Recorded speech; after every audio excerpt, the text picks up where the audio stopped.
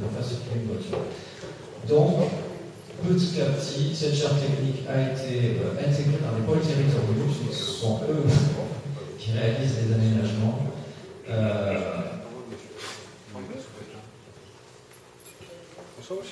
Et c'est quoi ce délire là? J'écoute la fin. Non, je suis en réunion publique, j'ai le droit de m'exprimer aussi. Oui, il y a un problème. Non, on sort pas. Pas être d'accord. Non, il n'y a pas de problème. D'accord. Vous voulez ou quoi? J'ai à peine de lever la main pour poser une question. Ça fait 3 heures que j'ai envie de poser une question. Vous êtes ensemble? Quoi? Soit vous soit on discute un moment, soit c'est moi qui vous le dis. Mais Je l'étais depuis tout à l'heure. Est-ce que je peux poser une question à propos de déménagement social? tout à fait poser une question. ah ben voilà. Et vous pourriez vous pousser que je puisse parler en face à face? C'est quoi cette intimidation? Donc voilà, tout ça pour dire que cette réalité est prise en compte, qu'elle s'améliore petit à c'est l'utilisation, évidemment. Mais je vous montre ce que c'est. Je pense que ça, c'est pas mal.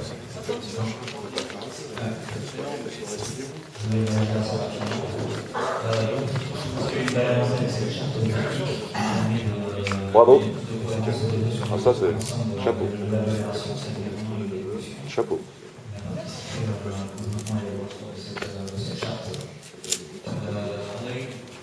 Des progrès au niveau aménagement avec tout ce qui est sensible, c'était un petit peu moins en bout, mais maintenant c'est vraiment généralisé, c'est quelque chose qui commence à marcher. On a rajouté un petit peu plus de communication, comme un petit peu sur les rues piétonnes. On voit que les gens ne savent pas trop comment ça fonctionne, qu'il y a priorité sur tout, ça manque peut-être un petit peu de communication. Messieurs, on s'en Inès, priorité de ma droite. Bah, il donnera pas la réponse, et puis voilà, quoi. On s'en fout. On sortira, et puis voilà. De toute façon, c'est fini à 22h30. Je pense qu'on y arrive, on n'y est pas encore. En fait. On a encore beaucoup de pistes sur le cas de Canada, où il faut descendre à l'immobilier, on a la langue de visibilité. C'est encore un peu le parcours du combattant. C'est pour ça que l'association vélo, on s'est un petit peu bloqué sur une ligne nationale qui sont les réseaux espace vélo. On a commencé à y réfléchir, on a commencé à en discuter avec Toulouse Métropole. Et pour nous, ça peut être une réponse sur ce saut qualitatif où vraiment on se fait le relais aussi, s'il doit aller d'un point A à un point B, identifié sur un point assez important. Et quand il sera sur ce parcours, il y aura vraiment une continuité, une simplicité tout le long et un confort d'utilisation. Ça permettrait vraiment d'avoir une notion de piste continue et pas des petits bouts comme on a Vous avez aujourd'hui. vu ça? J'ai jamais vu ça. Donc voilà, je pense qu'on est parti loin, on avance bien et il manque encore ce petit saut qualitatif et les réseaux espaces vélo me semblent être un outil intéressant à développer pour pouvoir faire circuler le niveau des données. Des questions? Vous allez laisser la parole aux gens suivants pour parler, pour commencer. Monsieur en haut d'escalier, à gauche. En haut d'escalier, la classe. À gauche. Sur ta gauche. Bonsoir. L'axe Garonne est un axe prioritaire. Est-ce qu'il est bien prévu d'aménager les deux côtés, les deux rives de la Garonne? Deuxième question, merci pour cette question concise et précise. Monsieur en orange, là. Monsieur en orange. Alors, j'ai plusieurs questions à poser. En fait, pourquoi avoir choisi une peinture verte ultra glissante? Pourquoi le Pont Neuf est très glissant aussi quand il pleut? Je me suis déjà cassé la gueule et ça fait très mal, en fait, parce que ça descend. Je préfère en fait rouler sur les voitures, soi-disant voitures, parce qu'en fait, je me sens plus en sécurité sur les voies voitures que sur les pistes cyclables où il y a des piétons partout, etc. Et dernière chose, Toulouse, c'est une ville héliocentrique, donc il y a les boulevards, et il y a deux axes qui traversent, c'est la rue Alsace-Lorraine, suivi de la rue de Metz. il y a la rue de Metz et la rue Alsace-Lorraine, et c'est deux axes traversants qui permettent de rejoindre les boulevards le plus rapidement possible. Et évidemment, vous avez choisi ces deux axes-là, enfin du moins la rue Alsace-Lorraine pour la rendre piétonne, alors qu'en fait, l'autre parcours qui est vraiment piéton, c'est les bords de Garonne, ensuite la place de la Dorade, et on continue avec la place du Capitole, et tout ça en fait c'est exclusivement piéton déjà aujourd'hui, et donc on ne peut plus traverser parce que l'Asso Vélo a choisi avec la mairie de passer par la rue Alsace-Lorraine. Malheureusement, en fait, aujourd'hui, vous regardez, tout le monde passe par la rue Alsace-Lorraine, et ça crée des gros problèmes. Merci pour vos questions. Le monsieur en bas, deux monsieur en bas, et on va commencer En bas. Il y a deux axes qui vous ont fait exprès pour que ça puisse traverser rapidement.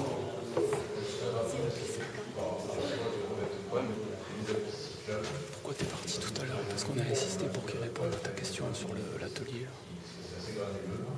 Non, je ne répondrai pas.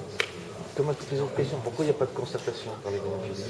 Pourquoi il n'y a pas de concertation? Parce que c'est une juge. Parce qu'elle m'a donné le nom d'un avocat administratif. Voilà. Et puis on va s'amuser un peu avec eux. Parce qu'il y a la caméra qui tourne, qui n'a pas besoin forcément de ma présence. De toute façon, il n'a pas répondu. Il ne répond jamais. Quand on lui demande un critère de batterie sur la batterie qui tient sur la batterie,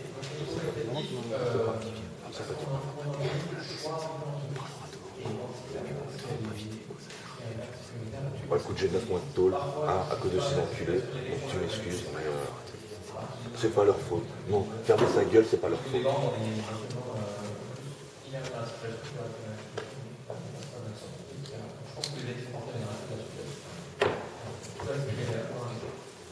Une dernière question pour monsieur. Merci de me donner la parole. Bon, tout à l'heure, c'était par rapport à M. Cardenas. Là, j'ai des questions. C'est pas en fait des questions, c'est comment si vous pouvez en poser une. Je vous dis que ce ne sont pas des questions, ce sont comment des réflexions.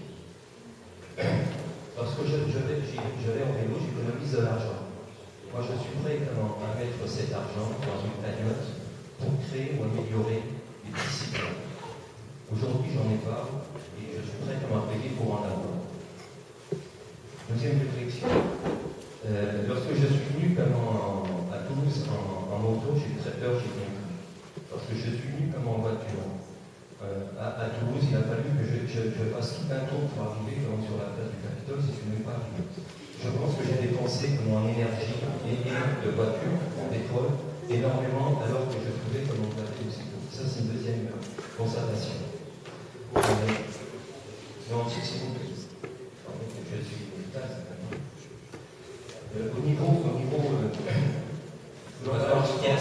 au niveau global, je pense que vous n'écoutez pas assez les citoyens.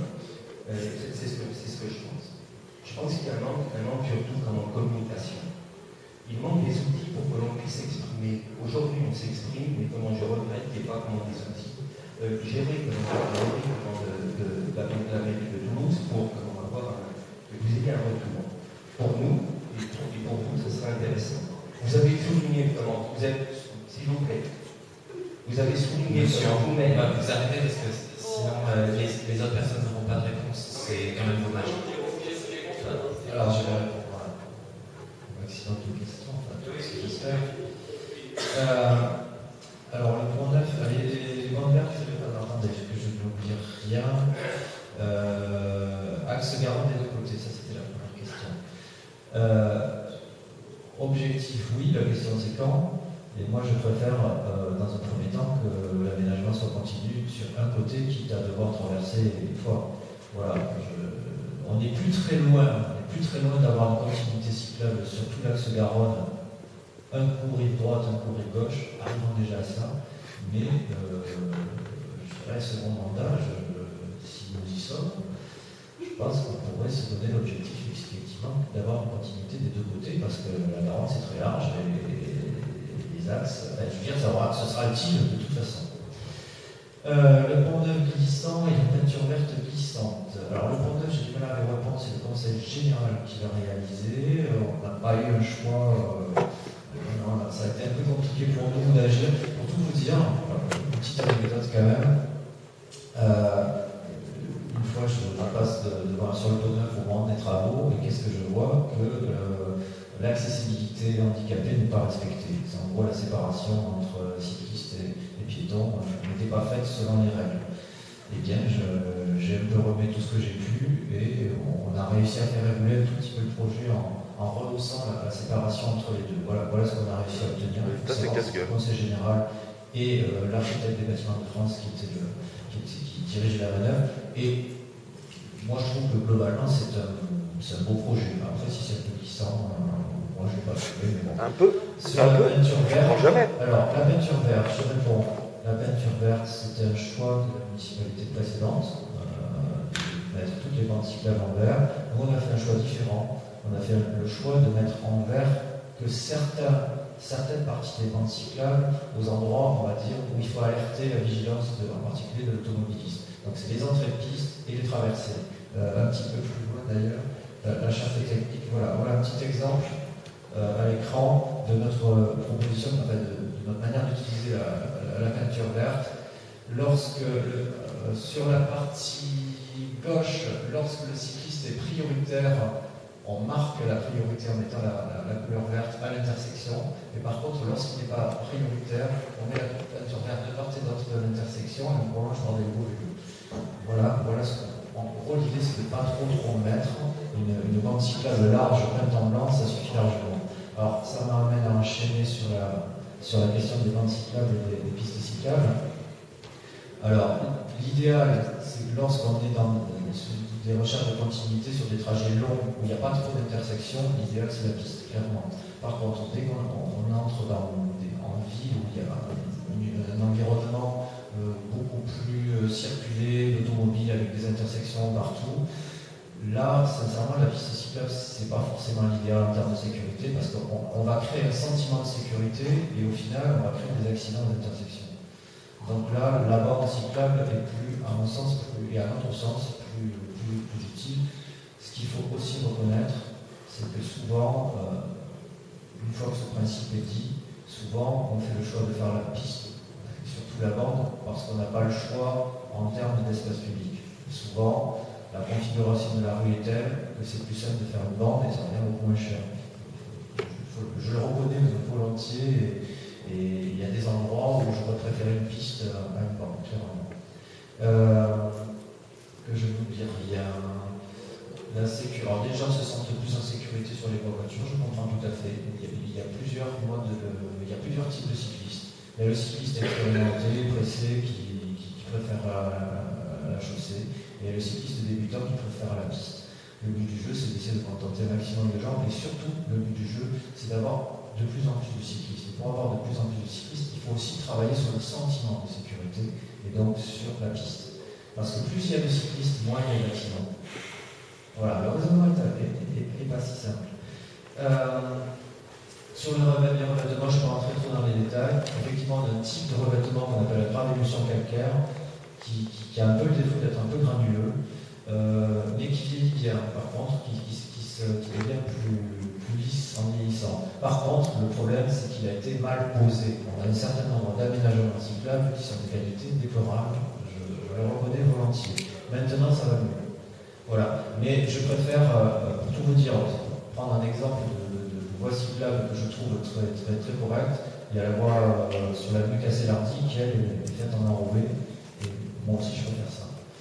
Alors que je ne vous dis rien, je crois que argent et voie cyclable, oui, c'est une bonne idée la cagnotte pour financer les aménagements. Enfin, ça s'appelle les impôts, ça s'appelle l'argent. Mais je rebondirai là-dessus en disant que je trouve très important de communiquer sur effectivement toutes les économies que font les gens qui se déplacent à vélo par rapport au déplacement en voiture, puisque le déplacement en voiture, en moyenne, c'est 5 000 € par an, par foyer. Et les gens, ils ont un peu trop tendance à ne compter que le coût de l'essence et pas tout ce que leur coûte leur voiture. Donc je pense qu'on a encore besoin de communiquer là-dessus. On va devoir rendre la salle, il est 2h30. Donc merci pour votre participation. Un petit mot avant de Jean Valéry. Oui, le débat là, sur le vélo, c'est important de pouvoir s'exprimer. Le vélo, je veux dire, ne va avancer que s'il avance avec le transport en commun, l'usage du vélo, l'usage de marche à pied, le changement de mode de vie, et en particulier récupérer l'espace public. Récupérer l'espace public, c'est le stationnement. Il faut dire les jeux, c'est les voitures qui circulent. Tout à l'heure, on a cité l'exemple de 2 voies, il doit y avoir 2 fois 2 voies routières. Dans les zones urbaines, c'est un combat qui se gagne lentement, on est en train de se gagner. Et l'autre, c'est le stationnement. Et celui-là, il va falloir gagner tous ensemble, c'est-à-dire en acceptant de partager l'espace et que vous aurez des rues piétonnes, les aurez des piétonnes. Décider les soins piétonnes, donc le piéton est prioritaire, ce n'est pas une voie qui est mieux. Vous avez dit une voie, il va falloir que nous, tous les Français, on révise le code de la route, c'est très important. Quand une rue est piétonne, il n'y a plus de voie routière. Les voitures peuvent aller n'importe où, les vélos n'importe où, les piétons n'importe où. Si on a choisi de faire cette ligne, c'est pour canaliser un peu la circulation automobile, surtout les véhicules. En aucun cas, c'est une voie routière. Voilà, comme il n'y a pas de contresens, vous n'êtes pas en contresens parce qu'il n'y a pas de sens automobile. C'est l'histoire du code de la route, c'est à l'État central, parce que c'est lui qui a le compétence aujourd'hui, à faire et à mettre en place le contresens qu'il faut. Il y a des espaces partagés, c'est 20 km/h.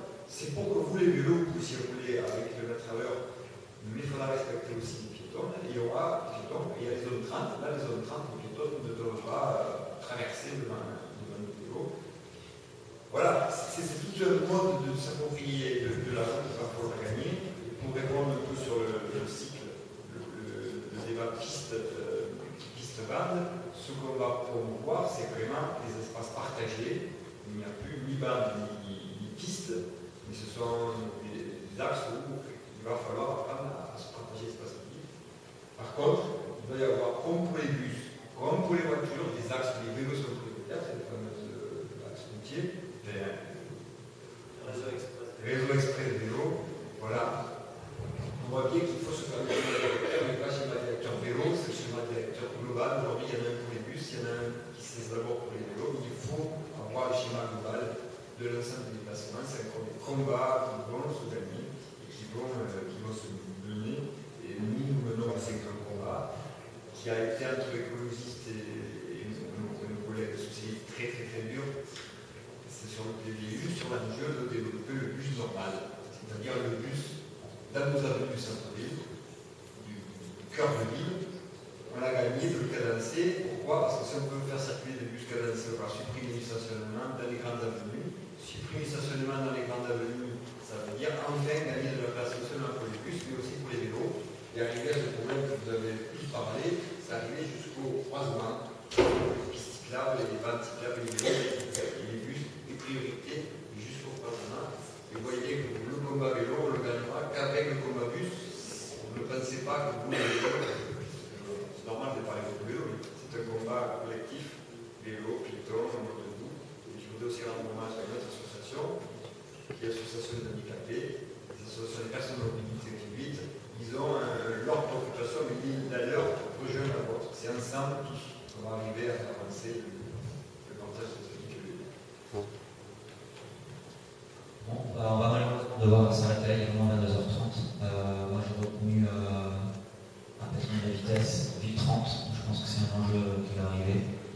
Je partage de l'espace, on a vu que nous ne savait peut-être pas trop partager la parole, mais le partage de l'espace public c'est sans doute la clé de l'empathie. Vous ne partagez pas non plus les subventions, hein. On le sait. Oui, non, mais non, t'as pas de subvention soi-disant, hein, mais ton entrée à la maison du vélo, par contre, la maison du vélo, elle a des subventions à foison, mais les autres associations, néant. 15h à place Arnaud Bernard. Et vous voyez, hein, vous voyez à quoi ressemble la liberté d'expression dans ce pays. Hein, vous connaissez la liberté d'expression, voilà à quoi elle ressemble. Voilà. Et non, mais j'ai le droit de parler, j'ai le droit de m'exprimer, ok? Eux, ils le font toute l'année, ils ont tous les outils de com, etc. Tu le sais, etc. J'ai le droit de parler. Ou sinon, tu me fais un PV comme quoi dans ce pays, j'ai pas le droit de parler. Vas-y, fais-moi un PV comme quoi j'ai pas le droit de parler. Après, on va au tribunal et on va rigoler. Merci. Ok? Non. Regarde ces magouilles. Regarde les magouilleurs. Ils détournent de l'argent public. Ils donnent de 5 millions d'euros par an à Deco. 0 aux associations locales. 0 euros. Ils prétendent faire de la sécurité pour les cyclistes. En fait, ils font des ghettos pour les cyclistes. Les 2 derniers morts à vélo et tous les derniers accidentés, c'est des gens qui ont loué des vélos chez Vélib. Vous vous rendez compte un peu? Pour eux, les cyclistes, ils comptent pas. C'est de la chair à pâté. C'est juste pour servir leurs intérêts, leurs politiques. Aussi. Oui, il y en a quelques-uns, oui. Mais le résultat, c'est que sur 1100 adhérents chez nous, on n'existe pas dans les subventions, on n'existe pas dans les plans vélo, on n'existe pas dans les instances de concertation, on n'existe pas dans les ateliers vélo. Vous voyez? Et on appelle les poulets si jamais on ose ouvrir notre gueule. Non mais franchement, regardez un peu, regardez-les. Et ils se cachent hein, dans la rue. Quand ils me voient, ils se cachent, c'est ça qui est amusant. Et là, ils appellent les flics parce qu'ils ne sont pas rassurés, les pauvres.